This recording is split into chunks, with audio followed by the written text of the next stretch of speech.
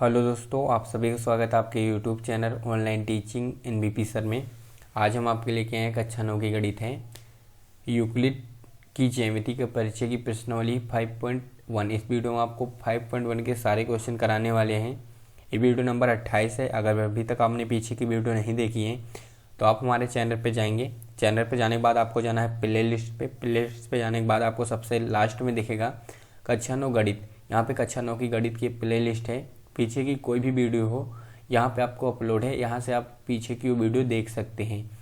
आपको बता दें कि इस चैनल पे आपको 9 से 12 तक की मैथ पढ़ाई जाती है। अगर आप मैथ पढ़ना चाहते हैं या 9 से 12 तक के बीच के स्टूडेंट हो तो इस चैनल को जरूर सब्सक्राइब कर लेना है। तो चलिए वीडियो को शुरू करते हैं। तो अगर आप 10 की मैथ पढ़ना चाहते हैं तो 10 की मैथ की यहाँ पे प्ले लिस्ट है। यहाँ पे 10 की मैथ की कोई भी वीडियो हो यहाँ पे आपको अपलोड है, आप पढ़ सकते हैं। तो चलिए देखिए क्वेश्चन शुरू करते। तो देखिए पहला क्वेश्चन है, पहला प्रश्न क्या कह रहा है देख लेते हैं। तो देखेंगे तो कह रहा है निम्नलिखित कथनों में से कौन कौन से कथन सत्य हैं और क्यों, और कौन कौन से कथन असत्य हैं। यहाँ पे कौन कौन से कथन सत्य हैं और कौन कौन से कथन असत्य हैं, अपने उत्तरों के लिए कारण दीजिए। तो पूछे कौन कौन से सत्य हैं कौन कौन से असत्य हैं, कारण भी देना है। तो पहला है, कह रहा है कि एक बिंदु से होकर केवल एक ही रेखा खींची जा सकती है। तो ये असत्य है। क्या है? असत्य है। कैसे असत्य है तो आपको समझाते हैं। तो देखिए ये असत्य, क्या लिखेंगे? असत्य है। क्यों असत्य है? तो देखेंगे यह बिंदु है, आप चाहे इस बिंदु से इस साइड को रेखा खींच सकते हैं या तो इस साइड को या चाहे तो इस साइड को। आप एक बिंदु से अनंत अनेक रेखाएं खींच सकते हैं। तो सोचिए एक बिंदु था, आप चाहे इस साइड को खींचिए चाहे इस साइड को चाहे इस साइड से, तो एक बिंदु से कितनी रेखाएं खींची जा सकती है? अनंत या अनेक रेखाएं खींची जा सकती है, इसलिए यह असत्य है। तो आप लिखोगे क्योंकि एक बिंदु से अनेक रेखाएं खींची जा सकती हैं। यहाँ पे एक बिंदु से एक ही रेखा खींची जा सकती है, इसलिए यह असत्य है। तो दूसरा पढ़ोगे क्वेश्चन आप। तो दूसरा क्वेश्चन कह रहा है दो बिंदुओं से होकर जाने वाली असंख्य रेखाएं हैं। असंख्य मतलब अनेक होती हैं। तो देख लेते हैं कि दो बिंदुओं से जो होती हैं क्या असंख्य होंगी। तो यहाँ पे देखोगे आप, एक ये मान लीजिए ये एक बिंदु है, एक ये बिंदु है, इनसे होकर जाना चाहिए, मतलब इन दोनों को टच करना चाहिए। तो बस इसमें एक ही रेखा होगी जो इन दोनों को टच करेगी। आप ऐसे खींचोगे तो क्या इसमें टच किया? नहीं टच किया, इसलिए दो बिंदुओं से केवल एक ही रेखा खींची जाएगी। यहाँ पे असंख्य नहीं आगे, केवल एक ही, इसलिए ये भी असत्य है। तो क्या होगा? ये भी असत्य है क्योंकि दो बिंदुओं से होकर केवल एक ही रेखा खींची जा सकती है। तीसरा क्वेश्चन आप पढ़ोगे। तो तीसरा क्वेश्चन कह रहा है कि एक शांत रेखा दोनों ओर अनिश्चित रूप से बढ़ाई जा सकती है। तो ये पूछ रखा। तो देखेंगे आप यहाँ पे कि एक जो शांत रेखा, मान लीजिए कि यह रेखा है, इसको क्या दोनों ओर असंख्य रूप से, मतलब चाहे जितना आप दोनों ओर बढ़ा सकते हैं। तो जी बिल्कुल सही है, क्योंकि एक रेखाखंड या एक शांत रेखा दोनों और चाहे आप जितना भी बढ़ा सकते हैं। तो ये सत्य होगा। क्या होगा? सत्य होगा। तो चलिए इसका लास्ट जो है देख लेते हैं। तो इसका जो लास्ट पॉइंट है, कह रहा है, लास्ट नहीं है, चौथा पॉइंट है, अभी पांचवा पॉइंट है। कह रहा है यदि दो वृत्त बराबर है तो उनकी जो त्रिज्याएं भी बराबर होंगी। तो देख लेते हैं। देखिए यहाँ पे दो वृत्त हैं, बराबर हैं। तो मान लीजिए एक ये वृत्त है और एक ये वृत्त है, दोनों वृत्त बराबर हैं। तो आप इनको एक ऊपर एक को दूसरे को अध्यारोपित करोगे तो इस पे क्या होंगी कि ये समपाती होंगी, मतलब एक दूसरे के ऊपर होंगी। तो इनकी त्रिज्याएं भी, ये त्रिज्याएं जो होती हैं इनकी आपस में त्रिज्याएं भी बराबर होंगी। ये भी सत्य है। क्या है? सत्य है। तो ऊपर के दो असत्य हो गए और नीचे के दो अभी सत्य हैं। तो लास्ट पॉइंट देख लेते हैं। तो ये जो लास्ट पॉइंट है इसको देखते हैं क्या कह रहा है। तो लास्ट पॉइंट कह रहा है निम्न आकृतियों में यदि ए बी बराबर के पी क्यू हैं और पी क्यू बराबर के एक्स वाई है तो ए बी बराबर क्या एक्स वाई होगा। तो ये दिया है चित्र, इसमें कह रहा है जो ये ए बी है, यहाँ पे ये ए बी बराबर पी क्यू है और पी क्यू बराबर के क्या है? X Y. तो क्या ए बी बराबर एक्स वाई होगा? तो जी बिल्कुल होगा, क्योंकि जब ए बी इसके बराबर है और ये इसके बराबर है तो पहला भी तीसरे के बराबर होगा। तो इसका मतलब इसको लिखोगे सत्य है। क्या है? सत्य है, क्योंकि अगर ये जो है पहला दूसरे के बराबर है और दूसरा तीसरे के बराबर है तो पहला भी तो तीसरे के बराबर होगा। तो पहला क्वेश्चन हो चुका है। तो चलिए अब दूसरे क्वेश्चन पे चलते हैं। ये दूसरा क्वेश्चन है। दूसरे क्वेश्चन में क्या करना है तो देख लेते हैं। तो कह रहा है निम्नलिखित पदों में प्रत्येक की परिभाषा दीजिए। क्या इसके लिए कुछ ऐसे पद हैं जिन्हें परिभाषित करने की आवश्यकता है? यदि वे हैं और आप इन्हें कैसे परिभाषित कर पाएंगे। तो पहला है कि समांतर रेखाएं, दूसरा है लंब रेखाएं, तीसरा है रेखाखंड और चौथा है वृत्त की त्रिज्या, पांचवा है वर्ग। तो चलिए इनकी परिभाषा देख लेते हैं क्या होता है। तो देखोगे आप समांतर रेखाएं कौन सी रेखा होती है, तो देखोगे पहला है समांतर रेखाएं। तो देखिए ये जो रेखाएं दो, ये समांतर रेखाएं हैं। समांतर रेखाएं वे रेखाएं होती हैं जो एक ही दिशा में हो तथा आपस में एक दूसरे को कभी प्रतिच्छेदित ना करें। जैसे कि एक ही दिशा में जा रही है, जैसे अगर एक इधर को जा रही, एक इस साइड को जा रही, ये समांतर रेखाएं नहीं है क्योंकि आगे जाके टच हो गई हैं। जो रेखाएं आपस में कभी एक दूसरे को टच भी ना करें। और इसका साफ ही आंसर कहने का मतलब आपको परिभाषा लिखना, तो आप ये लिखोगे कि समांतर रेखाएं वे रेखाएं होती हैं जो एक ही दिशा में हो तथा आपस में एक दूसरे को कभी प्रतिच्छेदित ना करें, वे समांतर रेखाएं होती हैं। कहने का मतलब अगर यहाँ पे 2 सेंटीमीटर की दूरी है, यहाँ पे भी 2 सेंटीमीटर की ही दूरी होगी। अगर आप आगे भी चाहे जितना बढ़ा दोगे वहां पे भी 2 ही सेंटीमीटर की दूरी होगी। तो यही होती है समांतर रेखाएं। तो समांतर रेखाएं की परिभाषा क्या लिखोगी, वे रेखाएं समांतर रेखाएं होती हैं जो एक ही दिशा में हो तथा आपस में एक दूसरे को कभी भी प्रतिच्छेदित ना करें। तो पहला हो गया। दूसरा देखोगे लंब रेखाएं। तो चलिए लंब रेखाएं देखते हैं।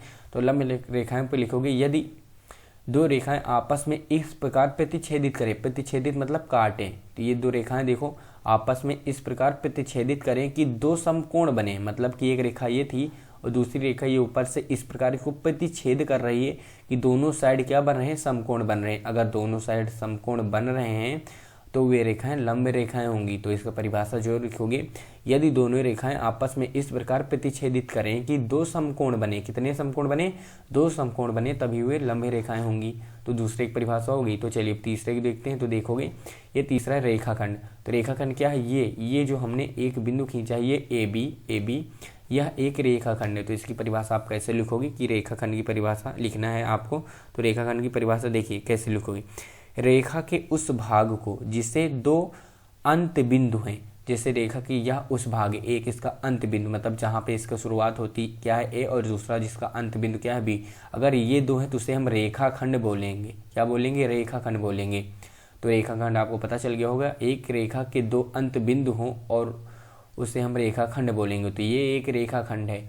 तो आगे देखोगे वृत्त की त्रिज्या, चौथा है जो है वृत्त की त्रिज्या। तो इसकी परिभाषा कैसे लिखोगे, तो वृत्त की त्रिज्या। तो देखोगे ये वृत्त है और ये जो है यहाँ पे केंद्र है और यहाँ पे, तो इसको बाहर जो इसको परिध बोलते हैं। क्या बोलते हैं, इसको परिध बोलते हैं। तो इसकी परिभाषा लिखोगे परिध, वृत्त के परिध और केंद्र, यहाँ पे केंद्र के बीच की दूरी जो है, ये केंद्र और केंद्र के बीच की दूरी लिखोगे क्या, वृत्त के परिध और केंद्र के बीच की दूरी को वृत्त की त्रिज्या कहते हैं। वृत्त के परिध और केंद्र के बीच की दूरी को वृत्त की त्रिज्या कहते हैं। तो चलिए इसका लास्ट जो है वर्ग है। तो देख लेते हैं वर्ग कैसे आप लिखोगे। तो देखोगे वर्ग क्या लिखना है, वर्ग। वर्ग अगर आप देखोगे तो ये वर्ग है। वर्ग में क्या होता है, सभी भुजाएं बराबर होती है। लिखोगे यदि ऐसा चतुर्भुज, लिखोगे ऐसा चतुर्भुज जिसकी सभी भुजाएं बराबर हो और प्रत्येक कोण समकोण हो। मतलब कि प्रत्येक कोण, चारों कोण क्या होंगे, समकोण हो, तो वह एक क्या होगा, वर्ग होगा। सभी भुजाएं बराबर हो, प्रत्येक कोण समकोण हो, तो वह वर्ग होगा। और इसके विकर्ण भी आपस में बराबर होते हैं, इतना भी याद रखना कि तथा इसके विकर्ण भी आपस में बराबर होते हैं। तो ये है वर्ग। तो वर्ग की परिभाषा कैसे लिखोगे, ऐसा चतुर्भुज जिसकी चारों भुजाएं आपस में बराबर हों और प्रत्येक कोण समकोण हो और उसके दोनों विकर्ण ये हैं जो 20 से अलग करें, ये भी बराबर हो, तो वर्ग होता है। तो ये हो गया क्वेश्चन नंबर दूसरा। तो चलिए क्वेश्चन नंबर तीसरे पे चलते हैं। तो तीसरा नंबर यहाँ पे है। तीसरा नंबर देखेंगे क्या कह रहा है। तो तीसरा नंबर कह रहा है नीचे दी गई अभिधारणाओं पर विचार कीजिए, मतलब विचार करना है। तो पहला क्वेश्चन है, कह रहा दो बिंदु ए और बी दिए रहने पर एक तीसरा बिंदु सी ऐसा विद्यमान है जो ए और बी के बीच में स्थित है। तो बस, तो देखिए विचार कीजिए। तो देखोगे, विचार करोगे तो 2 बिंदु हैं ए और बी। मान लीजिए यहाँ पे क्या है, ए है और यहाँ पे बी है और इसके बीच में एक तीसरा बिंदु क्या है, सी विद्यमान है। तो ये बन गया। तो हाँ, इस प्रकार विद्यमान हो सकता है कि 2 बिंदु हों और उसके बीच में एक तीसरा बिंदु क्या है, सी है। आगे पढ़ोगे जो इसका दूसरा पार्ट है, कह रहा है यहाँ कम से कम ऐसे 3 बिंदु विद्यमान है कि वे एक रेखा पर स्थित नहीं, मतलब एक रेखा पर स्थित नहीं और 3 बिंदु विद्यमान है। तो चलिए एक रेखा पर नहीं, जैसे इसमें एक ही रेखा 3 बिंदु इसमें दिख रहे थे, तो 3 बिंदु मान लीजिए, एक बिंदु ये है, एक बिंदु ये तो एक ही रेखा हो गए, ए मान लीजिए बी, और तीसरा बिंदु हम इस बना दे सी, तो एक बिंदु बाहर बनेगा। तो देखोगे इसमें 3 बिंदु है। कितने बिंदु है, 3, और एक ही रेखा पे नहीं है, ये अलग है सी। तो ये इस प्रकार इसका आप चित्र बना सकते हो। तो चलिए अब चौथे क्वेश्चन में चलते। तो देखोगे ये है चौथा नंबर क्वेश्चन। यहाँ पे क्या कहा है इसमें, तो इसमें कह रहा है कि यदि दो बिंदुओं ए और बी के बीच एक बिंदु सी ऐसा है कि ए सी बराबर बी सी है, तो सिद्ध कीजिए कि ए सी बराबर 1/2 बी सी। इस आकृति खींचकर इसे स्पष्ट करें। तो इसकी आकृति खींचकर इसे स्पष्ट करना, तो चलिए देखते हैं। तो इसकी सबसे पहले आकृति आपको दिखा रहे हैं कि दो बिंदु ए और बी। तो यहाँ पे देखोगे ये जो है इसके दो बिंदु क्या हैं, ए और बी हैं। तो हमने मान लिया यहाँ पे ए होगा और यहाँ पे क्या होगा, बी होगा। तो ये ए रख दिया हमने और यहाँ पे क्या रख दिया, बी हो गया। और कह रहा एक बिंदु सी ऐसा विद्यमान है कि ए सी बराबर, मतलब सी कहाँ पे होगा, बीच में होगा, यहाँ पे सी होगा। तो सी यहाँ पे होगा, तभी तो ए सी बराबर क्या होगा, बी सी। तो लिखेंगे हल दिया है हमारे पास कि ए सी बराबर क्या है, बी सी। तो हमें जो सिद्ध करना है वो आ जाएगा। तो देखोगे अगर इस प्रकार है, हम कहेंगे एक रेखाखंड क्या है, ए बी। क्या है, ए बी। तो ए बी को अगर हम देखें दो भाग हैं ए बी के, क्या है, ए सी प्लस के सी बी या बी सी। ए सी प्लस बी सी या सी बी करो, बात वही। तो हम यहाँ पे बी सी लिख देते हैं। तो ए सी प्लस के बी सी, क्या, बी सी। तो ए सी प्लस के बी सी। यहाँ पे आप देखोगे कि ए बी है, तो ए बी क्या है कि ए सी और प्लस के बी सी मिलके ए बी बना। तो अब यहाँ पे देखोगे दिया है कि ए सी जगह क्या होगा, बी सी। मतलब हम चाहे बी सी की जगह क्या रख सकते हैं, ए सी। तो हम बी सी की जगह क्या रख देंगे, ए सी, क्योंकि हमें दे रखा है। यहाँ पे देखोगे बी सी जगह ए सी, तो रख देंगे हम बी सी की जगह ए सी। तो यहाँ पे ए बी रहेगा और यहाँ पे ए सी रहेगा और यहाँ पे जो बी सी है इसको भी हम ए सी लिख देंगे, क्योंकि चूक में दिया है। क्या लिखेंगे, दिया है कि ए सी बराबर के क्या है, बी सी। तो बी सी बराबर की भी ए सी होगा। तो यहाँ पे देखोगे ए बी बराबर के यहाँ पे 2 ए सी हो जाएगा। तो हमें जो निकालना है 2 आ जाएगा भाग में। तो ए बी बटे का 2 बराबर के ए सी। तो यही हमें सिद्ध करना था। देखोगे यहाँ पे कि हमें सिद्ध करना था कि जो ए सी है वो 1/2 है बी ए बी। तो आ चुका हमारा, हमें यही सिद्ध करना था। यहाँ पे देखोगे आप ये ए सी बराबर 1/2 ए बी। तो हमारा सिद्ध भी हो गया और इसका ये चित्र भी हो गया, आकृति। तो चलिए क्वेश्चन नंबर 5 पे चलते हैं। तो देखोगे क्वेश्चन नंबर 5 है, पढ़ लेते हैं क्या कह रहा है क्वेश्चन नंबर 5। तो क्वेश्चन नंबर 5 कह रहा है कि प्रश्न 4 में जो हमने अभी पीछे किया है, सी रेखाखंड ए बी का माध्य बिंदु कहलाता। सिद्ध कीजिए कि एक रेखाखंड का एक और केवल एक ही माध्य बिंदु होता है। मतलब एक रेखाखंड का केवल एक और एक ही माध्य बिंदु होता है, ये हमें सिद्ध करना। तो चलिए, तो यहाँ पे हम कुछ देर के लिए हल मान लेंगे, एक चित्र बनाएंगे। यहाँ पे ये देखिए, ये हमारे पास एक चित्र है ए बी, क्या है, ए और यहाँ पे बी है। इसमें मान लेते हैं हम 2 रेखाखंड है, 2 इसके माध्य बिंदु है। एक मान लेते हैं सी और एक डी। तो माध्य बिंदु का मतलब होता है जो बराबर 2 भाग में विभाजित करे। लिखेंगे अगर यदि सी रेखाखंड ए बी का माध्य बिंदु है, रेखाखंड ए बी का माध्य बिंदु है, तब यदि सी जो है एक रेखाखंड ए बी का माध्य बिंदु है, तो यह क्या होगा कि ए सी बराबर होगा क्या, बी सी। तो लिखेंगे कि ए सी बराबर होगा बी सी। रेखाखंड माध्य बिंदु ही होता है, 2 बराबर भाग में बांट देता है। यदि, अब लिखेंगे यदि, ये समीकरण मान लेंगे पहला है। अब लिखेंगे यदि डी रेखाखंड ए बी का माध्य बिंदु है, क्या है, माध्य बिंदु है। यदि हमारे पास जो डी है वो रेखाखंड ए बी का माध्य बिंदु है, तो ए डी बराबर डी बी आएगा। क्या आएगा, ए डी बराबर के डी बी, ये आएगा। तो लिखेंगे समीकरण 2। अब लिखेंगे समीकरण 1 से 2 को घटाने पे।